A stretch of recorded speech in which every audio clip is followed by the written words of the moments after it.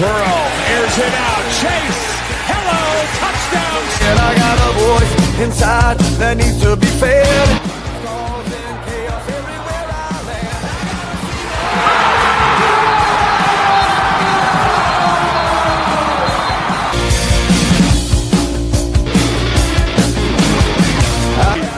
Two of the best historically, just not thus far. Against these receivers.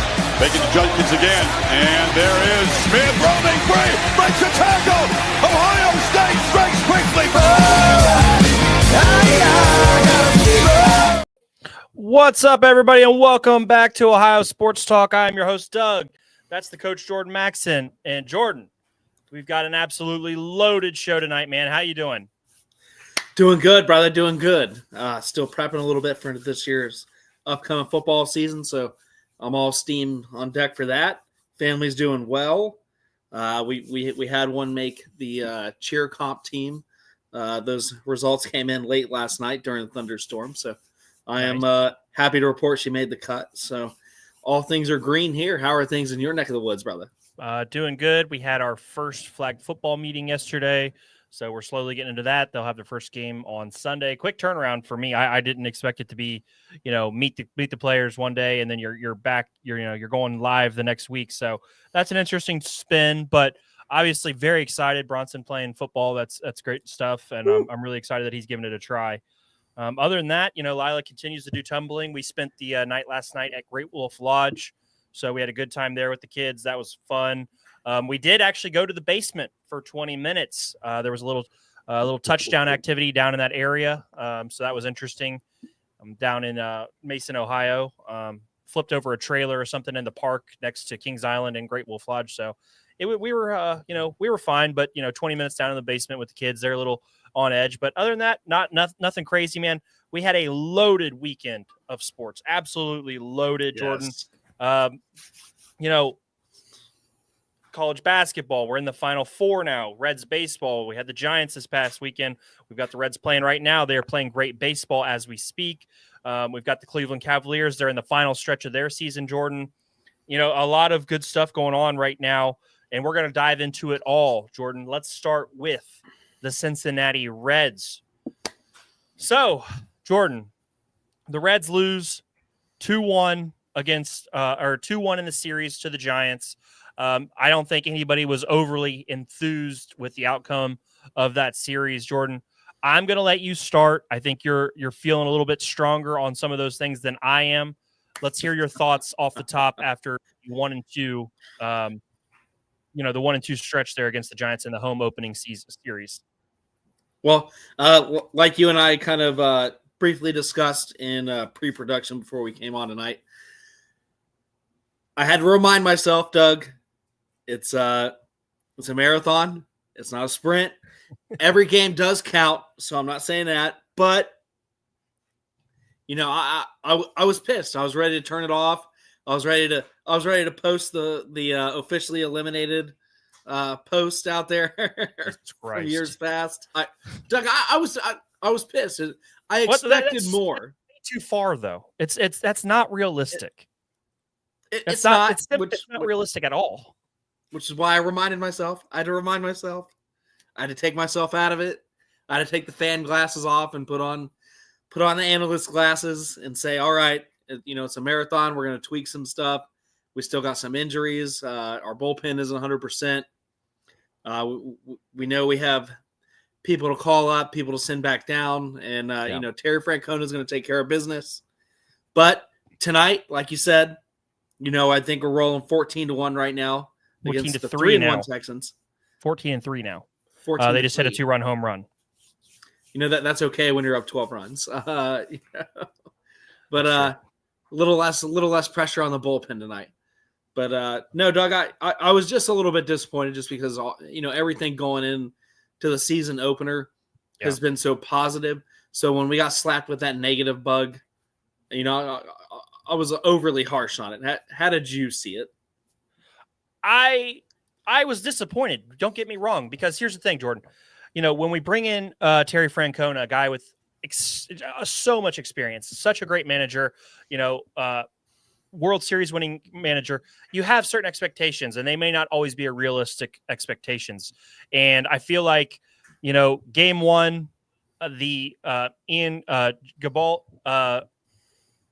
mistake there, putting him in at the closing situation. We harped on that. We know that didn't go well. We buried him on Twitter. And what I liked more than anything about that was the way that the Reds rallied around him. And the way Hunter Green said, hey, this guy's a damn good pitcher. He's going to help us win a lot of games this year. It just didn't go his way that night. I thought that was great leadership from Hunter Green. They blew that one. Terry Francona, probably should have had Pagan in that situation. But we made the change, lost the first game 6-4. Hunter Green threw a very solid opening day. I thought he looked good, all things considered. 5 innings of 2-run baseball, 84 pitches. You would like to see him go a little deeper than just the 5th inning, but there was a point in that game where he kind of lost his command a little bit. But overall, I thought it was a really good outing from our ace, and that's why he's our ace, Jordan. Roger chiming in, Gabalt should be pitching in games like tonight. I think that's a damn good point. This is a great opportunity to get him some experience.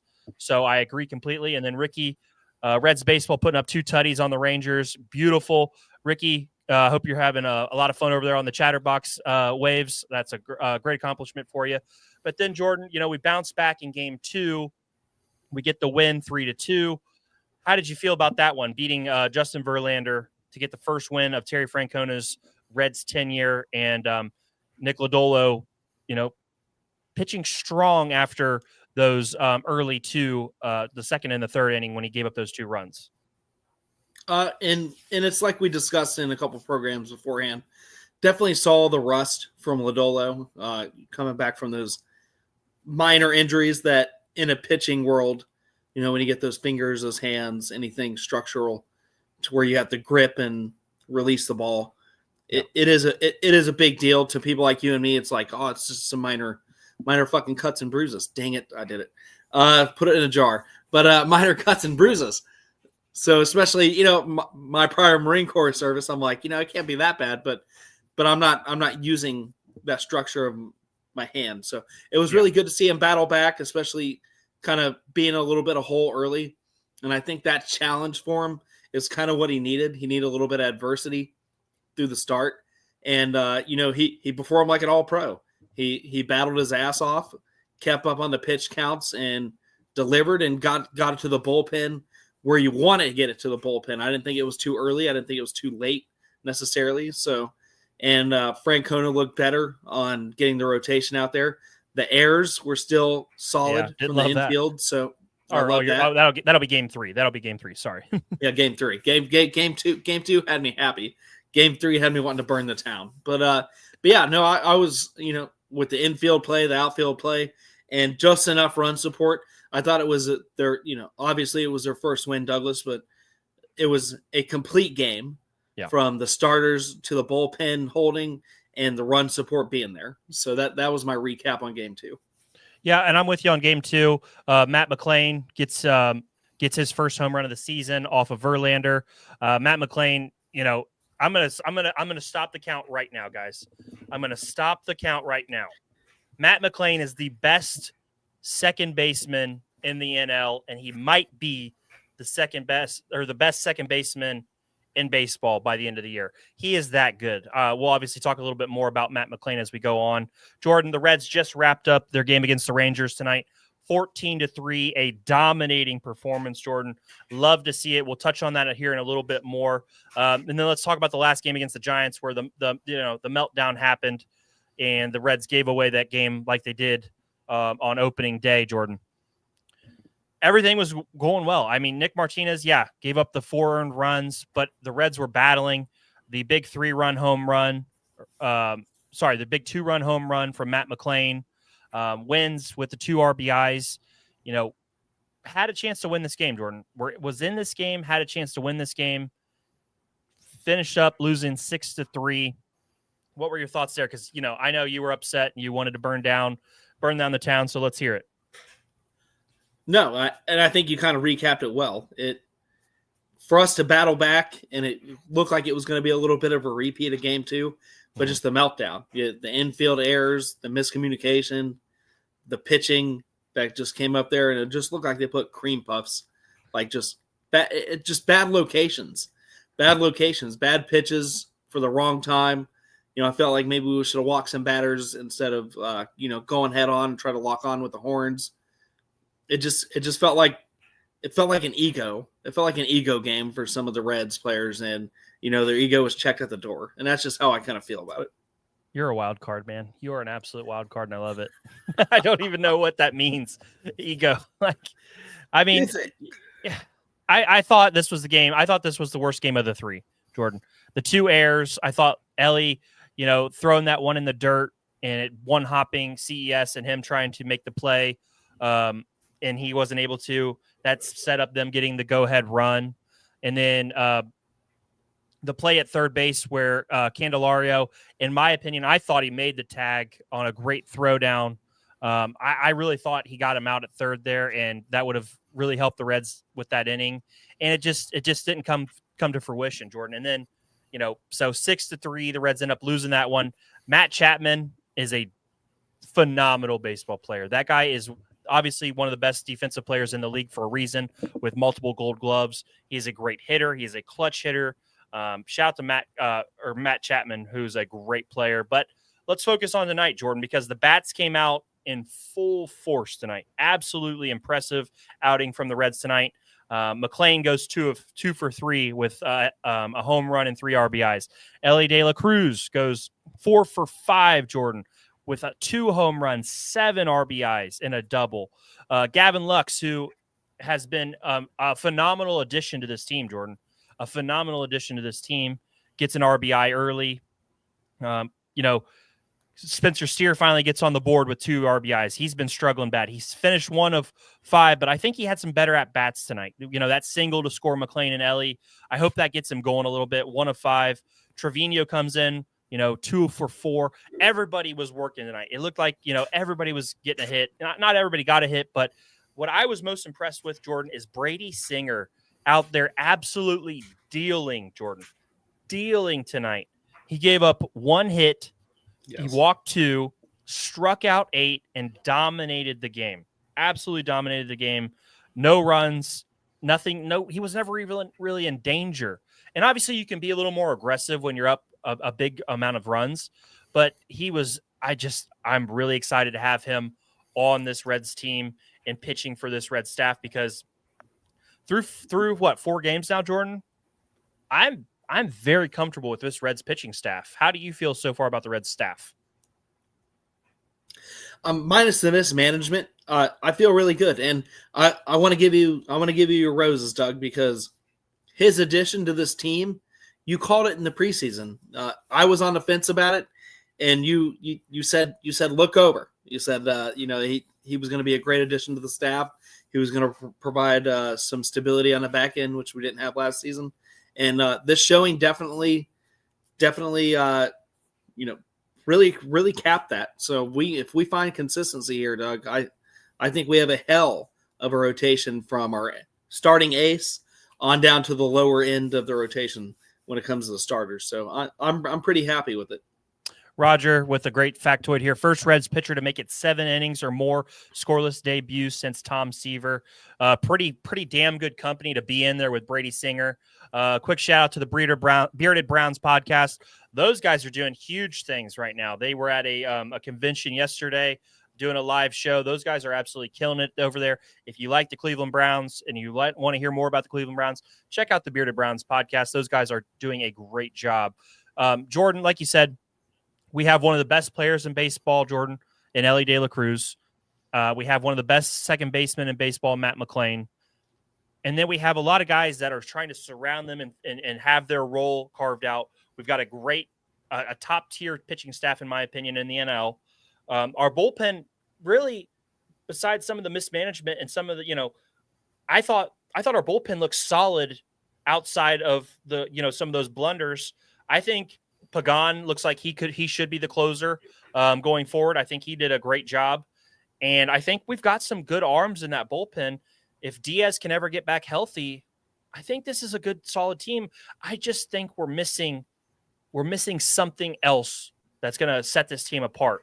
That stud home run hitting outfielder or something. I think we're missing one of those guys. When Hayes gets back, maybe he can be that guy when he gets back from his injury, but we don't know yet. Do you feel like we're still missing just something? I would agree with that. And I think I want to say confidently, it's in the organization already. I'm looking at some of these guys in AAA. I'm looking at these guys in AA. AA, I know is not, there's a little bit of gap there. But especially in some faces that made appearances last year up on the main roster, that, Reese Hines is having a good year so far in the minors among Will some Benson. other guys that are Will Benson. Yeah. And we see those in, Credit the Reds Hot podcast for, putting some of those clips out there as well. But, I think it's within the organization. I think we're waiting to promote one of these guys to be that next level player. So I don't think it's anything that we have to go and, make an emergency trade for at this time. Things change, injuries happen, streaks end. So we'll see how that plays out. But I think it's within the organization already. And we just have to trust Terry Francona to make the right modification adjustment and, do his due diligence on what's within the organization already. See, I would go the opposite way. I think they should have made a trade for an outfielder already. I think they should have done it in the offseason. I think they should have went a step further and given up one of these prospects, because here's the thing. Prospects are great. They really are. It's always fun. Hey, we got this prospect ranked in the top 50. We've got X prospect in the top 50.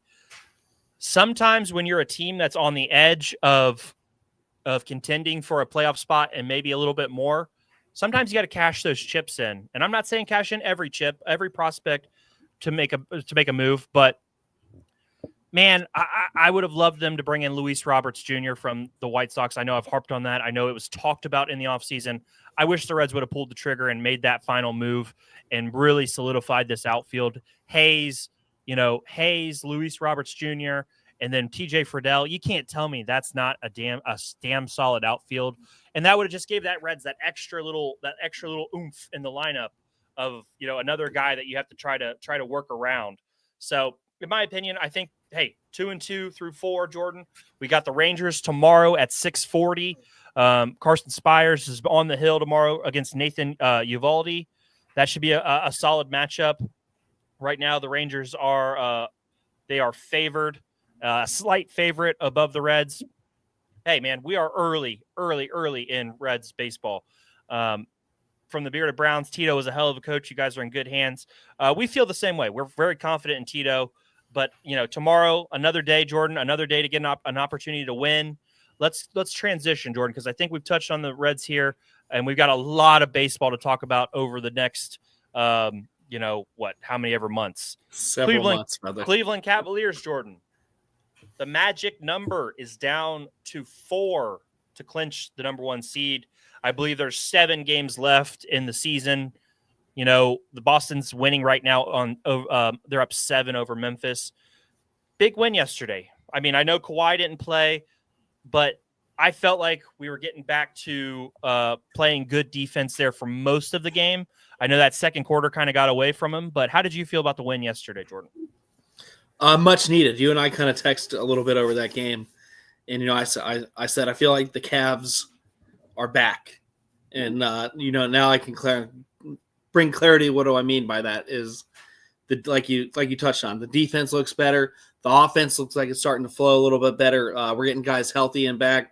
Strus didn't provide a lot in the scoring, but his IQ, finding a couple guys for assists, his rebounding, was sorely missed.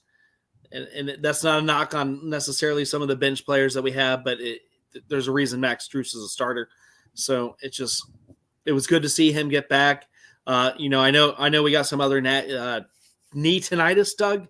Was that the final injury report on our Strus or who? No, on our 6th man of the year. Oh, you're talking about Ty Jerome. Yeah, it was some lingering knee issue.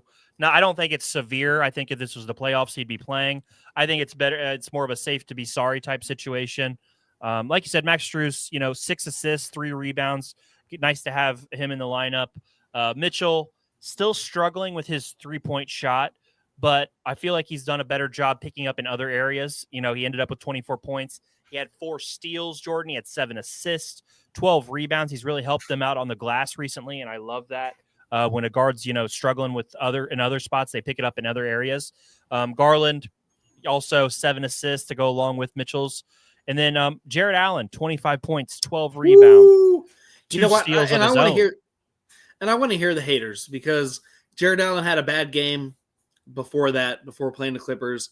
We know, but that's not been the Jared Allen that's been consistent this season. Jared Allen's been quietly, a really great center for somebody that's not considered our top guy in that position on this roster, along with Evan Mobley. But the Twin Towers showed up in this game with 20 plus points apiece, and that can't be understated. When those guys start feeding off each other and they start getting the rebounds, they start getting offensive rebounds, Mobley starts playing that defense that makes him a defensive player of the year candidate. Yep. And then Allen just brings that extra burst of energy on the court, especially when it can be played at the same time. That this is the team that I want to see go into the first round of the playoffs, absolutely make some noise, win a comfortable series and reload for the challenges ahead. Yep, I'm with you. A good game, top to bottom. The Cavs have now won. They've won 4 of their last 5. They dropped that one to the Pistons in between. They've got the Knicks on ESPN on Wednesday, Jordan. Should be an interesting game. Knicks with their size, with some of their scorers. That'll be a fun one. Any thoughts on that Cavs and Knicks game? If we're healthy enough, I think this team's going to treat it like a playoff game. That's where, if I was in a coach's shoes, that's where I would go. Brunson's out, so I don't know if they need to go all in. This is a team that's going to be a potential first and or second round matchup. So, you got to make your statement. You got to make your adjustments. Doug got a good mic, but no, he did. I'm glad they steered you towards that. But I'm happy with it, Doug. I think you need to go in and treat this like a playoff game and make that Eastern Conference statement, and put that Detroit game even further in the mirror, especially with an Eastern Conference opponent. That's 100% how I would come at it. Okay, I'm with you there. I just, with Jalen Brunson out, I think it'll be interesting. We are definitely heavily favored in that game.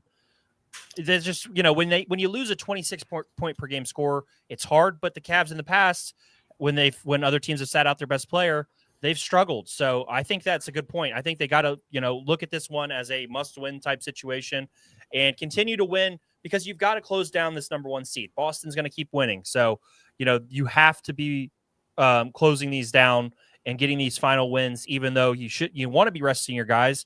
Boston's only 4.5 games left and 4.5 games out, and we've got 7 games left, Jordan. After tonight, there'll be 4 games out, I believe. So it's still close. It's still a race for this first seed after being comfortable all year. We cannot let up now, in my opinion, Jordan. So looking forward to that game on Wednesday. We'll recap that on Thursday, Jordan. Let's keep it rolling. Final 4 time, Jordan. 4 number 1 seeds, Jordan. How you feeling? 4. No, Doug, I love it. And this is going to echo our previous episodes that we've been covering since March. Madness started. I have loved the tournament. I've loved interacting with the fans about it, even though, the Ohio teams haven't been hot in it. But, this has been some great basketball, Doug. Hats off to the Michigan State for trying to mount a little bit of comeback there. But the games they played before that have been, phenomenal. Auburn came out to absolutely play. Duke, and just that phenomenal player they have right now, and his name slipped my mind.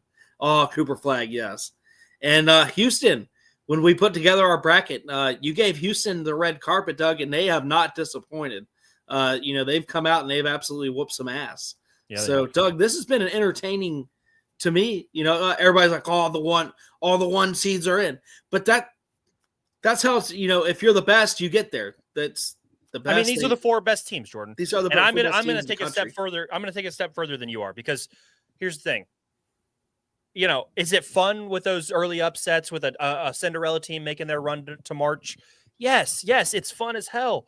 But at this point, these are the top 4 teams in the nation. We get to see these teams battle it out. I mean, Houston versus Duke. Houston, one of the best defensive teams in the country. They have athletes at every position. They have scorers at 3 positions. Cooper Flagg is going to play against some very physical and talented defenders. The guy for Houston, who was the Big 12 Defensive Player of the Year, he's going to be on Cooper Flagg all game. I mean, that's going to be a great matchup. And then the SEC rematch, Auburn versus Florida.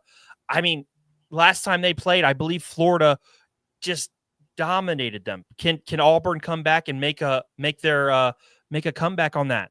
You know, there's just so many nice layers to this. I'm excited, man. I am beyond excited. And they might, because you looked at, UK absolutely got stumped by Tennessee after owing in 2 times in the regular season. So these are the matchups that I want to see. Like you said, this is what being the best is all about. They went through their gauntlet. They made it. Like you said, the Cinderella teams, they made their statements early. I think this tournament had a little bit of everything, Doug. I personally, I don't know who's saying it, but the media says, oh, there's complainers. But Doug, we got to see a little bit of everything. We got to see some teams come out of the first 4 in, first 4 out over in Dayton, go a little bit further than the first round. We've got to see some familiar faces. The coaching change up in Arkansas and Calipari and how he went. We got to see the Patinos go a little bit deeper into the tournament. So, I mean, this tournament had royalty. This tournament had names, and the bigger programs came out and did what they're supposed to do. So, in my opinion, this has been one of the better ones that I've watched in 2 or 3 years. Okay, I think we're getting okay. I think we're getting solid basketball. I have no problem 100%. with the best 4 teams being here at the end. Jordan, I know we filled out brackets and everything like this. Who you picking? Florida versus Auburn? Just seeing it. I got to go Auburn. I do. I feel like Auburn is playing a physical brand of basketball right now, both defensively and offensively in the paint. Their offensive rebounding, they're not turning it over. They're playing solid defense. Florida, not taking anything away from them, but I just don't see them outlasting in this boxing match. I think Florida's going to come out and give them hell in that first half, but Auburn's physicality is going to start wearing on them like a good offensive line in football. You're just going to start throwing that weight down, and Auburn's going to get the results there. Okay. I'm going to go with Auburn also. I thought Florida really struggled with Texas Tech, and while you can kind of, mix and match there, but Clayton Jr. for Florida, I do want to give him his props. That kid is beyond clutch. He has no fear in the big moment. He is willing to take and make any shot on the floor. That 30 points he had in the epic comeback they had against Texas Tech, that kid is phenomenal to watch play basketball. I'm excited to watch him go up against these Auburn guards again. I'm going to go Auburn also. Jordan, Houston versus Duke. Who's your pick? This one's tough, Doug. I'm going to give the mic to you first because I'm still brewing some thoughts here. I picked Houston to start. I picked Houston to win this to start. I don't want to give up on Houston, but man, is Duke an absolute juggernaut in my opinion right now. I mean, three legitimate guys who could be lottery picks. 3 legitimate guys who could be lottery picks. And then they have 2 guards who are playing with them who probably are NBA players in their own right, in Proctor and James. So Knipple, Cooper Flagg, and the big fella who I absolutely love watching that guy play. The way he blocks shots, the way he rim runs, I think he's a phenomenal talent. At the next level, his development will be very interesting.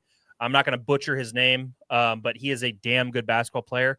Against the Houston team, Jordan, who I picked at the beginning of the year, I'm going to ride with Houston, but I have a overwhelming feeling that Duke wins this game. I just think the talent level for Duke is very, very hard to overlook.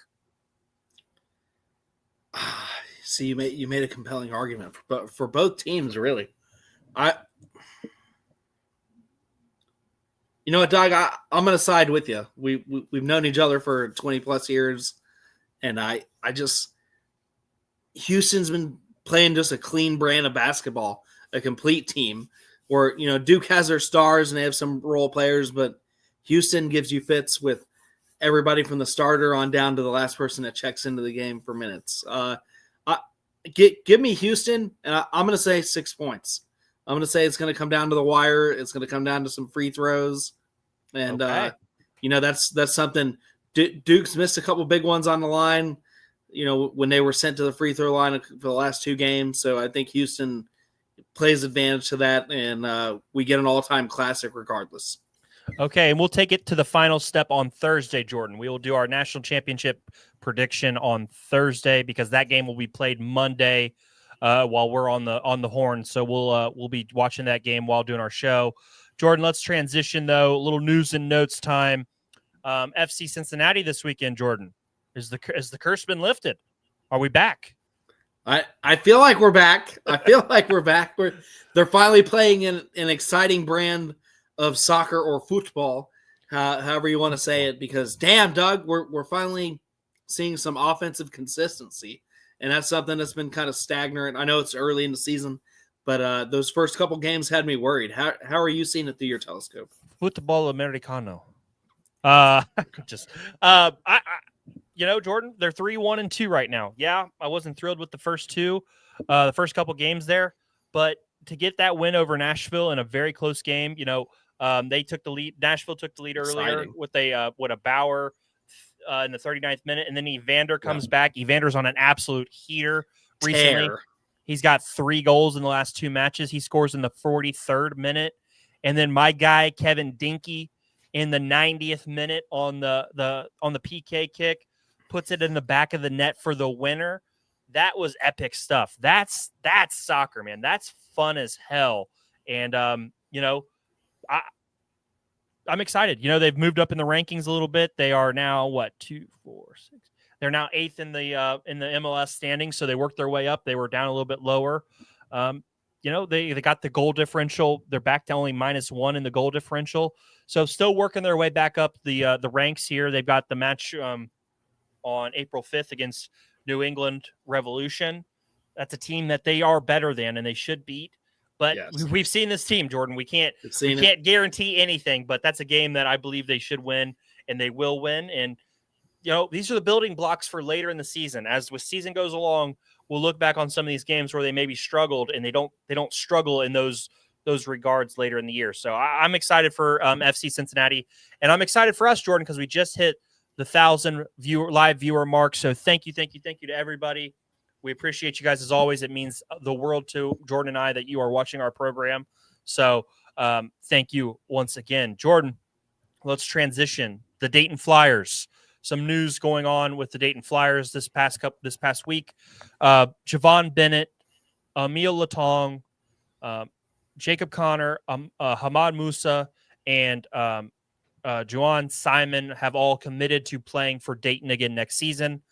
I would say for sure out of those 2 guys, Javon Bennett will be the starting point guard for the Dayton Flyers, and Emil Latong will be the starting center for the Dayton Flyers. That leaves 3 positions, Jordan: shooting guard, small forward, power forward, in your typical starting lineup still available. We did have a meeting on the books with Cam Kraft, the scorer from Miami of Ohio. That meeting never took place. For whatever reason, that got canceled. The rumor is that Hamad Musa's recommitment to Dayton canceled that meeting. And if that's true, we've got issues, Jordan. We've got really, really big issues, Jordan, because Cam Kraft is a legitimate scorer. He is a legitimate starting quality shooting guard. He's a guy who shot 43% from 3-point land last year, who averaged almost 14, 15 points a game. If that's true, we've got big issues here, Jordan, because while Hamad Musa does have potential, he showed virtually nothing last year in his limited role. To be fair, limited role. Showed a lot of nothing last year. So that does worry me a little bit, Jordan. Jacob Connor's back, a guy who I've been very hard on, a local guy. I should probably ease up a little bit, but I need to see more from him. I just don't think we've got to see his full game. And I don't know if that's his role last year was the problem, but he did not play good basketball for a vast majority of the year. So I'm looking to see if he makes improvements over the offseason. And then Simon is a guy who I've enjoyed. I like watching. I like his energy. I like his toughness. I like the fact that he's a willing defender. He's not the best defender, but he's a willing defender, and he's a guy who's willing to stick his nose in on possessions, and get offensive rebounds, defensive rebounds when we need one. It's interesting, Jordan, because right now, if you look at the roster, it's Javon Bennett, Emil Latong, like I said, Jacob Connor, Hamad Musa, Simon, and then we got 2 freshmen coming in. Aaron McKee's son, if you remember him from the 76ers back in the day, his son's coming in. And then we've got Damon Fryery from up north, up in Ohio, who are coming in. That's 7 guys. There's a lot of roster space still left here, and I haven't seen a ton of good results so far from the transfer portal. Dayton's definitely dipped their foot in, but the visits and things like that have not been happening, and that's not great right now. So what are your thoughts? I won't harp on it too much because you went into it with great detail. But Doug, I'm underwhelmed. That's where I'll cap it with any kind of language or anything else that that I'm feeling about it personally. So I'm not going to go in a swear jar twice tonight. But underwhelming, like you said. It just you always want to trust who's there. As a coach, you see it through a different spectrum than the AP media, than us, than other rivals across the league and NCAA. So maybe Anthony Grant knows something that we don't. We always want to keep that with a grain of salt when I say that, because there's a reason he's a coach. So you would hope that maybe he sees something for the future that we don't, if some of these meetings aren't happening. And like you said, especially Connor's potential and stuff like that, he's been hard on himself as well. And I know this from a little bit outside sources, so not name dropping, but that's something that he's going to be in the lab this year to definitely work on his game. So those are positive things to hear when you hear that from the actual player's perspective, saying, yes, I need to come out here and I need to do better for my team. So I was happy to hear those things. And, hopefully that delivers results. Maybe that's one of the reasons why, Anthony Grant, and it's not just on Grant, the university has to write the check when it comes to these NIL guys. So maybe the athletic director just has got to get it together, but we'll see how it plays out. I'm not sure how long the window is open for it becomes available again. So I apologize to our viewers for not knowing that top hand. But, it's just been underwhelming as we're all start, stop, and finish. You went over a lot of statistics, a lot of the names that were moving around. I'm not going to re-harp on that and sound like a broken record. But, hopefully we get a big splash coming up here soon. Yeah, and then I wanted a quick shout-out, since obviously we're Ohio Sports Talk. I know my main focus and my main passion in college basketball is the Dayton Flyers, so we're going to talk about that a lot more going forward. But quick shout-out to the UC Bearcats. They have hired Oklahoma City Thunder scout Corey Evans to be the general manager of the Cincinnati program. In my opinion, that is something that is going to only help Cincinnati's recruiting and make them even more viable as the future goes along. Because, Jordan, you got to have somebody kind of overseeing this entire project, because it's turned into such a massive ordeal. Recruiting was already as difficult as could be, but now you have to keep straight, NIL dollars, players, what each player is receiving and what everybody's getting. I think a GM is very much needed in today's era, and I think UC is doing a great job here by going out and getting an NBA level scout to upend their general manager program. So very smart move by UC. I wanted to give them a little shout out. I hope Dayton reconsiders what they're doing. I know Neil Sullivan said they don't need a GM, but I think they can reconsider and have somebody come in who can, reorganize and help the staff with their recruiting going forward, Jordan. And I've said that during, on the football side, that GMs, especially in NIL era, are much needed. It is such a business now. It was already kind of a business. You had your scholarship. You had, what do you bring to the table? How long are you going to stay? But now with the scholarship and the money involvement and, the years you're basically a free agent after every season right now. So trying to get guys to recommit, every 365 days is kind of insane. And I think in this day and era, you have to have somebody that's only looking at numbers, only looking at recruits, only looking at seats, and, keeping track of all that. Because, Doug, I don't know how universities are doing it right now. Like I said, free agents every 365 days. That is a massive, massive undertaking. When you're usually looking on the pro level, you're doing, you're talking to guys every 2 to 3 years, every 3 to 4 years, depending on their draft status. So, this is absolutely insane that you got to deal with these conversations. And, those conversations got to start probably every 6 months. If you really want to cut it down to the business side, before your contract's up, before that window reopens, are they happy with their playing time? Are they happy with their role? Are they happy with their money? Are they happy with their likeness? What involvement? What are you saying about the coach? Do you like the media? Do you like the fan base? And that's a lot to wrap your head around. So I applaud UC. I think that's going to be a trend moving forward for both basketball and football. And I can't wait to cover that when UD kind of comes to that curve.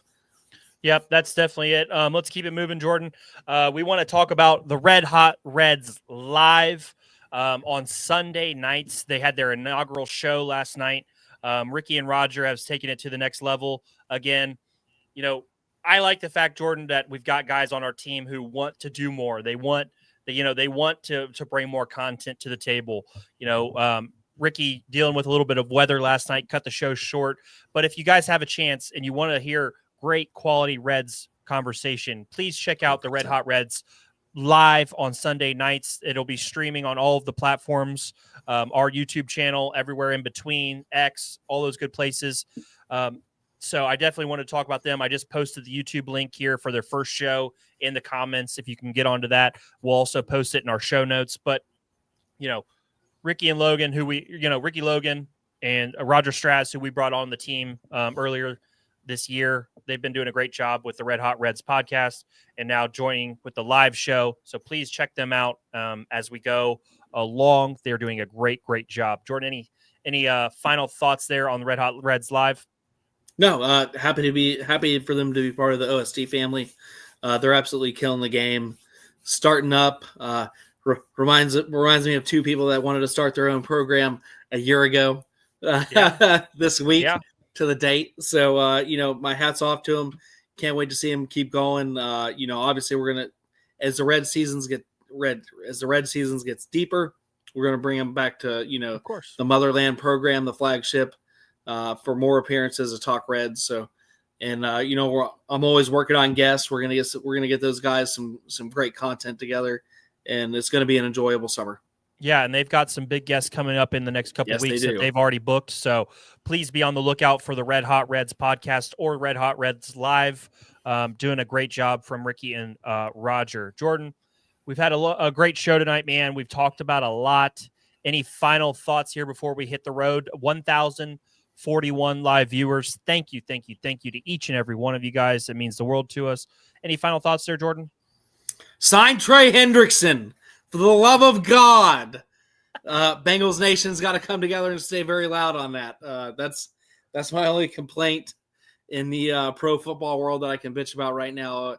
Also, I know Ohio State made a significant on a recruiting trail, bringing a safety in for commitment. Blaine Bradford, the top-rated safety in the 2026 class, chose Ohio State. In his quote, Ohio State is the best place for my development and my future. Big statement from a very talented player. So that was great news, Jordan. Yep, good call there. And I want to also say that Caleb Downs had a small knee issues. Nothing to worry about. He's been held out of spring activities. So Ryan Day said everything is okay. Everything's full steam ahead. And why are you going to throw a guy out there that's already a superstar? If he needs some rest. I saw some minor media kind of freaking out about it. Guys, he's going to be fine. Ryan Days knows what he's doing if you don't already believe in it. But I know we're going to be hosting, Ohio State's going to be hosting multiple quarterbacks this week. So I'll report on that more on Thursday's episode. And I know Larry Johnson's going to be hitting the trail for some defensive line guys. So it's going to be fun kind of getting back into the recruiting trail and the reloading and retooling of the Ohio State Buckeyes national championship defense. So I'm going to be happy there. Okay, guys, there you heard it. This has been Ohio Sports Talk. I'm your host, Doug. That's the coach, Jordan Maxson, and we will be back live Thursday night at 9 o'clock. My apologies. You know where to find us. YouTube, X, Facebook. Hit that subscribe button, baby. Hit that subscribe button. We're almost at 610 subscribers. Thank you to each and every one of you guys who support the show. It means a lot to us, and we're going to keep growing and keep improving each and every week. Until next time, this has been Ohio Sports Talk, guys. Out.